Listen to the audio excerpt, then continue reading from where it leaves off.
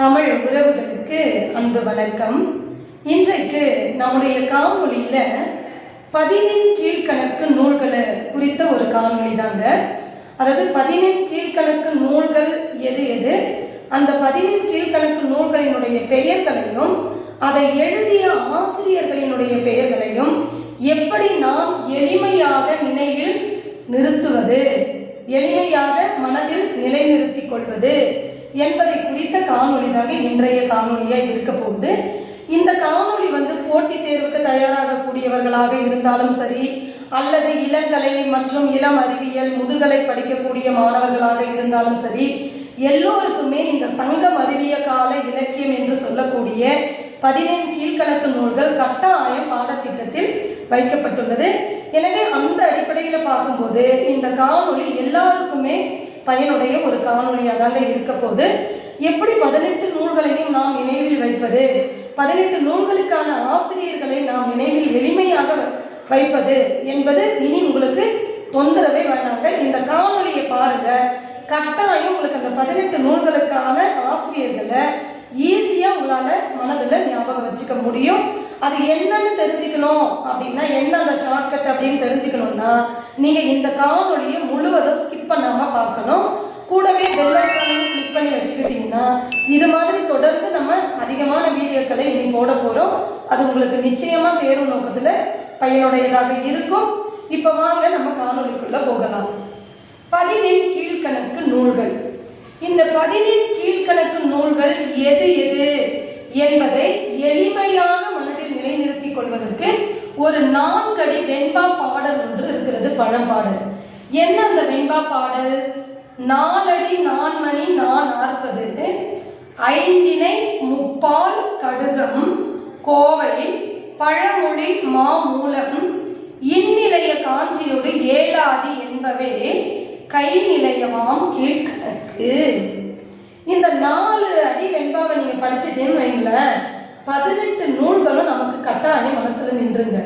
ஏன்னா இங்க பாருங்க, 4 அடின்னா 4 அடியார், 4 மணின்னா 4 மணி கடிகை, 40னா இதுக்குள்ள 40 அடங்கி இருக்கு. இன்னா 40, இனியவை 40, கார் 40, களவழி 40. இந்த 4 நூல்களையும் ஒரே 40க்குள்ள அடக்கி இருக்கிறாங்க பாருங்க. இது மாதிரி தான் இந்த அடி முழுவதுமே இருக்கும். 5 அப்படின்னா 5 திணை எதெல்லாம்? திணை மொழி 50, திணை 5 50, 5 70, திணை மொழி 50, திணை மாலை 150. இப்படி சொல்லக்கூடிய இந்த 5 இது அடங்கியிருக்கும். முப்பால் என்றால் திருக்குறள், அதே போல கடுகம் என்றால் திரிகடுகம், கோவை அப்படின்னா இங்க இருக்கு பாருங்க ஆசார கோவை, பழமொழி 400, மாமூலம் அதாவது சிறுபஞ்ச மூலம், இந்நிலை, அதே போல முதுமொழி காஞ்சி, ஏழாதி, கைநிலை, இப்படி சொல்லக்கூடிய 18 நூல்களுமே இந்த 4 அடி வெண்பாக்குள்ள அடங்கிறது. எனவே 18 நூல்களை நம்ம எதை விட்டோம் எதை விடலன்னு தெரியல. அதனால இந்த 4 அடி வெண்பாவை எழுதிட்டோம் அப்படின்னா கட்டாயம் இந்த 18 நூல்கள் அதுக்குள்ள அடங்கிவிடும். எனவே எளிமையாக நிலைநிறுத்திக் கொள்வதற்கு இந்த 18 நூல்களும் என்னென்ன அப்படின்னு எளிமையா நினைவுல வச்சுக்கணும்னா இந்த 4 அடி வெண்பாவை உடனே நீங்க என்ன பண்ணிடணும், மனனம் செய்யணும். ரொம்ப எளிமையா தான் இருக்கும். 4 அடி 4 மணி 40, இங்க 5 முப்பால் கடுகம், கோவை பழமொழி மாமூலம், அடுத்தது இந்நிலைய காஞ்சியோடு ஏழாதி என்பவே கை நிலையமாம் கீழ்கணக்கு. இப்போ இந்த 4 அடி வெண்பாவில் குறிக்கப்பட்டிருக்கக்கூடிய 18 நூல்களையும் நம்ம 3 வகையா பிரிக்க போறோம். அதாவது அறநூல், அகநூல், புறநூல். அறநூல் எத்தனை இருக்கு? 18 நூல்ல 11 நூல் பார்த்தீங்கன்னா அறத்தை பத்தி பேசக்கூடிய நூல்கள். அகநூல்கள் எத்தனை இருக்கு? 6 இருக்கு. புறநூல் எத்தனை இருக்கு? 1 இருக்கு. 11 கூட்டல் 6 கூட்டல் 1 18 நூல்கள். இப்படி 3 வகையாக பிரிக்கப்பட்டிருக்கு.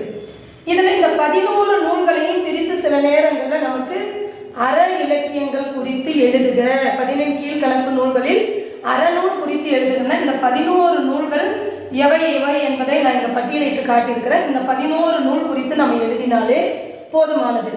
சில நேரங்களில் 2 மதிப்பெண்ல கேட்கும்போது 10 கீழ்கணக்கு நூல்களின் பாகுபாட்டை விவரி அல்லது பாகுபாடு எப்படி பகுக்கப்பட்டுள்ளது அப்படின்னா அறநூல், அகநூல், புறநூல்.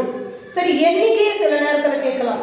அப்படி கேட்கும்போது அறநூல்கள் 11 உள்ளது, அகநூல்கள் 6 உள்ளது, புறநூல் 1 உள்ளது என்று நாம் எண்ணிக்கை அளவில் கேட்டாலும் மனதில் நிறுத்தி கொள்ள வேண்டும்.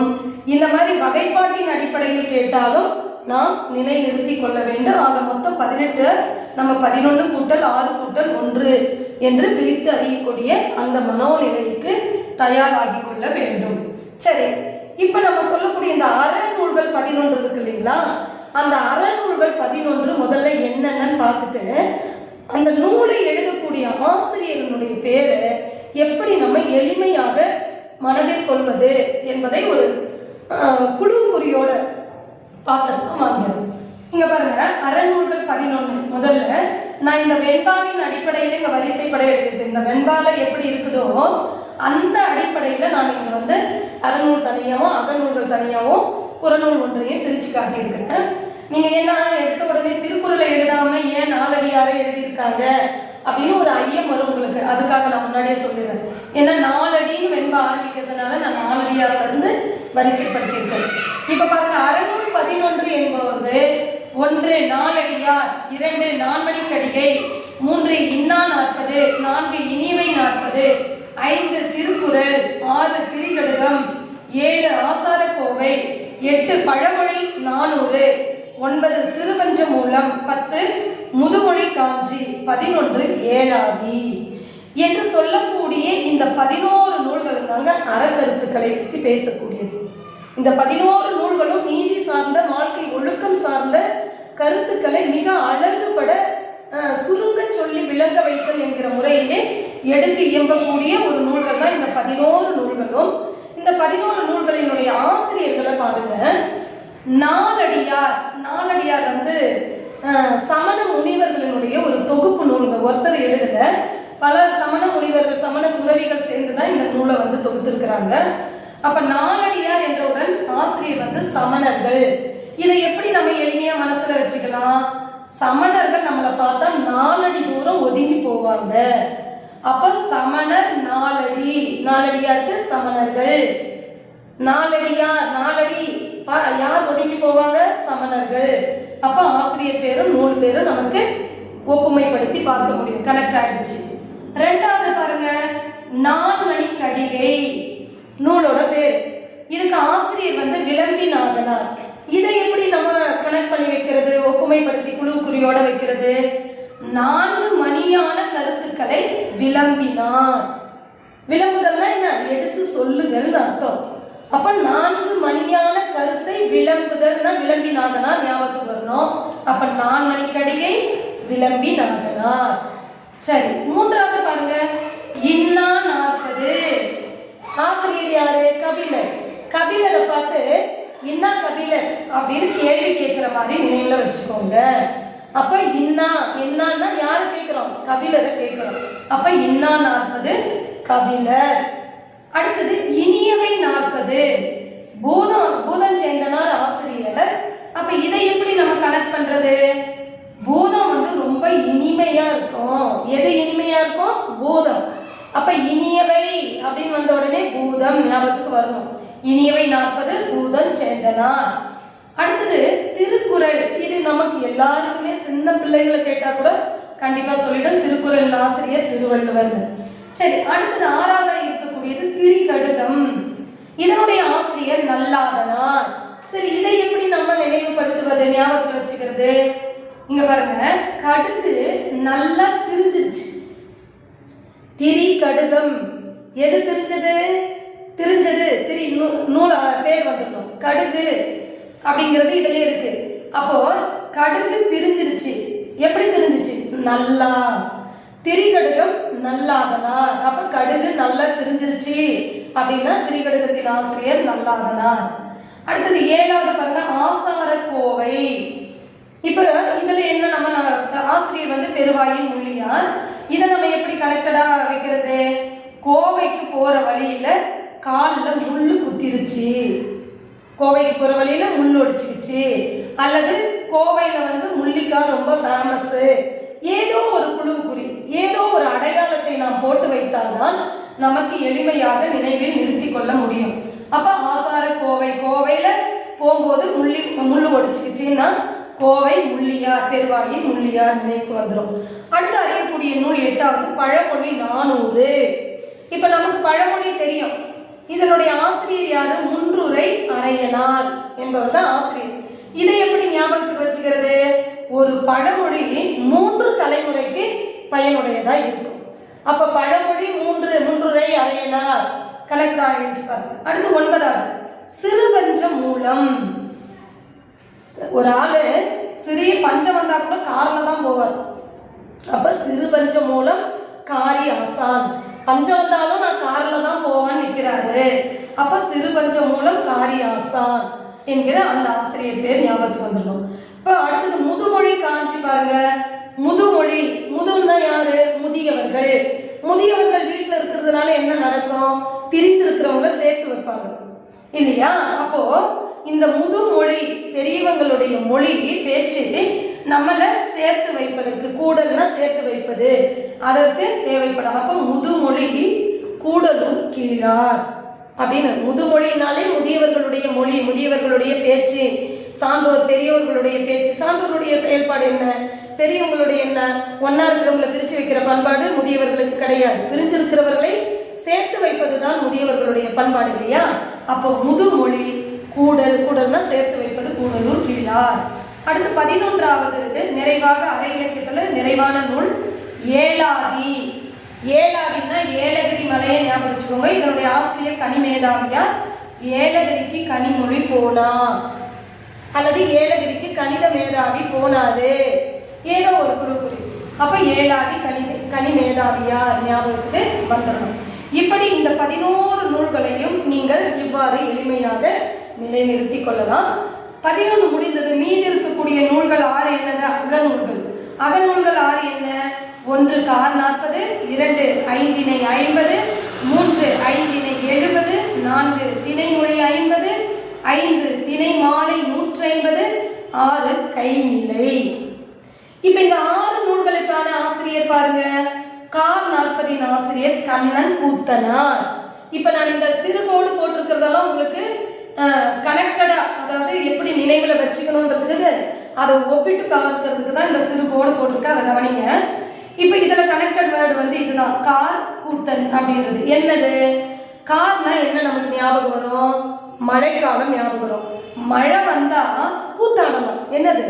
மழை வந்து சேர சகதியமா தண்ணியமா இருந்துச்சுன்னா நமக்கு மழையில நனைகிறது, கூத்தாடுறது ரொம்ப பிடிக்கும் இல்லையா? அப்ப கார் 40 வந்தா கண்ணன் கூத்தனார். கூத்தனார் ஞாபகம் வரணும், கண்ணன் கூத்தனார். அடுத்து ஐந்திணை 50 பாருங்க. மாறன் பொறையனார். 5 திணைய, 1 2 இல்ல, 5 திணைய 50 ரூபாய்க்கு வாங்கினதுனால பொறாம வந்துருச்சு மாறனுக்கு. அப்ப ஐந்திணை 50 மாறன் பொறையனார். 5 திணைய வெறுமனே 50 ரூபாய்க்கு வாங்கினதுனால மாறனுக்கு பொறாம வந்துருச்சு. அப்ப ஐந்திணை 50 மாறன் பொறையனார். 50 பொறை ஞாபகம். அடுத்து ஐந்திணை 70 அதேதான். ஆனா இங்க எண்ணிக்கை பாருங்க, இங்க 50 இங்க 70. அப்போ மேல ஒருத்தர் 5 திணைய 50 ரூபாய்க்கு வாங்கினாரு, மாறன் பொறையன்னு சொன்னோம். அதே 50 ரூபாய்க்கு வாங்க திணைய 70 ரூபாய்க்கு ஒருத்தர் வாங்கியிருக்கிறாரு. அப்ப அவர் சரியான ஆதிவாசியா தானே இருப்பாரு. 50 ரூபாய்க்கு வாங்குற வேண்டிய திணையை போய் 70 ரூபாய்க்கு வாங்கிட்டு வந்திருக்கிறாருன்னா அறிவில்லாத ஆதிவாசியா தான் இருப்பாரு. அப்ப ஆதி இங்க பாருங்க, மூவாதியார். அப்ப ஐந்திணை 70 மூவாதியார். அடுத்தது திணைமொழி 50. இந்த திணைமொழி 50 என்னது? ஒரு அதாவது 5 குறிஞ்சி முல்லை மருதம் என்று சொல்லக்கூடிய 5 திணையினுடைய மொழியை கணக்கில் தூக்கி அந்த புத்தகத்தை எல்லாம் போட்டாங்க. அதை போய் கண்ணன் சேர்க்கிறார். கணக்கில் இருக்கக்கூடிய 5 திணை மொழிகளையும் சேர்ந்து எடுக்கிறார். ஏன்னா கண்ணனுடைய இது காப்பாற்றுற வேலை தானே, கடவுள்ல. அது மாதிரி அழிந்த நூல்கள் அந்த திணைமொழி 50 என்றதை கொண்டு போய் கணக்கில் கடலாலும் கரையானாலும் அழிந்த நூல்கள் போக எச்சமிச்சன்றது தானே நம்ம இலக்கிய நூல்கள். அப்படி இதை கொண்டு போய் திணைமொழியை கொண்டு போய் 50ஐயும் திணைமொழி 50ஐயும் கணக்கில் அள்ளி போடும்போது அதை ஒருவர் சேர்ந்து மீட்டெடுக்கிறார். அவர் யாரு? கண்ணன் சேந்தனார். அப்ப திணைமொழி 50 கண்ணன் சேந்தனார் ஞாபகத்துக்கு வந்துடும். அடுத்து பாருங்க திணை மாலை 150. திணை மாலை 150 அப்படின்னா இங்க ஆசிரியர் கனி மேதாவியார் வராரு. சரியா? அப்போ கணிதத்துல சாதனை பண்ண மேதாவிக்கு திணையால் ஆன 150 மாலைகளை வரிசையாக போடுவாங்க, சிறப்பு செய்வாங்க இல்லையா? யாருக்கு? கணித மேதாவிக்கு. கணித மேதாவிக்கு 150 மாலை. எதனால் ஆன மாலை? திணையினால் ஆன 150 மாலை. அப்ப திணை மொழி 150, மன்னிக்கணும், திணை மாலை, மாலை தானே போடுறாங்க. திணை மாலை 150 என்று சொன்ன உடனே நமக்கு கனி மேதாவியார். ஏன்? திணைனா 5 திணை, மாலை யார் கணிக்கிறாங்க? கணிதத்துல சாதனை பண்ண மேதாவிக்கு அப்படின்றது ஞாபகத்துக்கு வரணும். திணை மாலை 150. நிறைவாக அகநூல்ல இடம்பெறக்கூடிய ஒரு நூல் கைநிலை. கைநிலை என்பது அகநூல் தான். இப்ப இதனுடைய ஆசிரியர் புல்லங்காடனார் அப்படிங்கிறது தான். இதை எப்படி ஞாபகம் வச்சுக்கலாம் பாருங்க. இங்க சிறு கோடு நான் எங்க போட்டிருக்கேன்? கை புல்லாங் அப்படின்னு போட்டிருக்கிறேன். அப்ப கை இருந்தாலே புல்லாங்குழல வந்து நம்ம வாசிக்க முடியும். அப்போ கை புல்லங்காடனார். சரியா போச்சுங்களா? இப்படி எல்லா நூல்களையும் நம்ம ஏதோ ஒரு அடையாளம் கண்டு அதை கனெக்ட் பண்ணி வச்சுக்கிட்டோம்னா தூக்கத்தில் கேட்டாலும் நம்மளால கட்டாயம் சொல்ல முடியுங்க. இது நம்ம குறிப்பாக இந்த போட்டி தேர்வுக்கு தயாராகக்கூடியவர்களும் அதே போல கல்லூரி படிக்கக்கூடிய பள்ளி கல்லூரி படிக்கக்கூடிய மாணவர்களுக்குமே அரை இலக்கியங்கள் கண்டிப்பாக இருக்கிறது. 15 கீழ்கணக்கு நூல்கள் இல்லாமல் எந்த தமிழ் பாடமுமே கிடையாது. அத்தனை பேருக்குமே இந்த ஆசிரியர் வந்து நமக்கு கட்டாயம் தேவைப்படும். நிறைவாக கடைசியாக இருக்கக்கூடிய ஒரே ஒரு நூல் புறநூல். அது நமக்கு எளிமையாக தெரியும். களவழி 40. களவழி 40 என்பது புறநூல் 1. அதை பாடியவர் யார் அப்படின்னு கேட்டீங்கன்னா பொய்கையார்.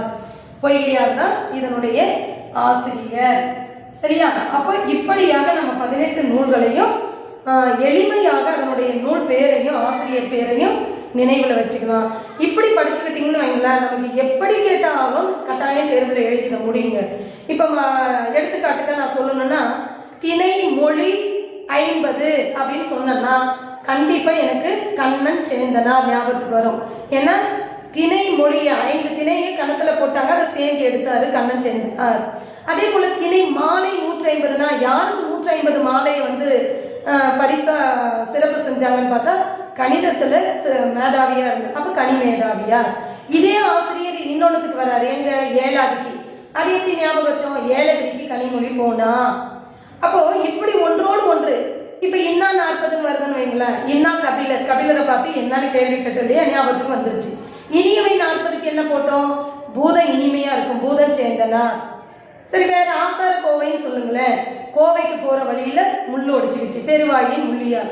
இப்படி நீங்க எந்த நூலை கேட்டாலும் அந்த ஷார்ட்கட்டை போட்டுக்கிட்டோம் அப்படின்னா கண்ணமொழின்னு நம்மளால ஆன்சரை வந்து சரியான பதில கொடுக்க முடியும் என்ற நம்பிக்கையோடு தான் இந்த காணொளி. நான் இளங்கலை படிக்கின்ற பொழுதே இந்த ஒரு முறைப்படி, அதாவது ஷார்ட்கட் மெத்தட்ல தான் நான் படித்தேன். அந்த ஒரு அனுபவத்தை உங்களோடு பகிர்ந்து கொள்ளலாம். ஏன்னா எல்லாரும் படிக்கும்போது ஆசிரியர் பேரை நினைவில் நிறுத்துறது ரொம்ப கடினம். அது இங்கே குறிப்பாக பார்த்தீங்கன்னா இந்த 5 திணை 50, 5 திணை 70, திணை மொழி 50, திணை மாலை 150 இந்த இடங்கள்லாம் ரொம்ப நமக்கு குழப்பத்தை ஏற்படுத்தும். அதுக்கு தான் இந்த மாதிரி ஷார்ட்கட் நமக்கு தேவைப்படுது. இப்போ பாருங்க, திணை என்னது இங்கே எடுத்துக்கோங்க. 5 திணை 50ன்னு சொல்லுங்க. 5 திணை 50 ரூபாய்க்கு வாங்கினதுனால மாறனுக்கு பொறாமை வந்துருச்சு. இது எல்லாமே நான் படித்த காலகட்டத்தில் இப்படி படித்தது எனக்கு ரொம்ப பயனுள்ளதாக இருந்தது. எனவே உங்களுக்கும் அது பயன்படட்டும் என்று சொல்லித்தான் இந்த காணொலியை வந்து இப்படி போடலாம் என்று ஆசைப்பட்டேன். உங்களுக்கும் இந்த காணொலி பிடிச்சிருந்தா, பயனுள்ளதாக இருந்தால் மறக்காம லைக் பண்ணுங்க, கமெண்ட் பண்ணுங்க, ஷேர் பண்ணுங்க, சப்ஸ்கிரைப் பண்ணுங்க. அப்போதான் நான் போடுற வீடியோ உங்களை உடனுக்குடன் வந்து சேரும். மீண்டும் அடுத்த காணொலியில் இந்த நூல்களுக்கான பாடல் எண்ணிக்கை, அந்த பாடல்கள் என்ன சொல்லுது, அதே போல அதனுடைய இப்போ 4 அடியார்னா அதனுடைய மைய கருத்து என்ன என்பதை குறித்தெல்லாம் அடுத்த காணொலியில் நாம் பார்க்கலாம். இந்த காணொலி பிடிச்சிருந்தா மறக்காமல் லைக் பண்ணி சப்ஸ்கிரைப் பண்ணி உங்கள் நண்பர்களுக்கெல்லாம் ஷேர் பண்ணுங்க. நன்றி, வணக்கம்.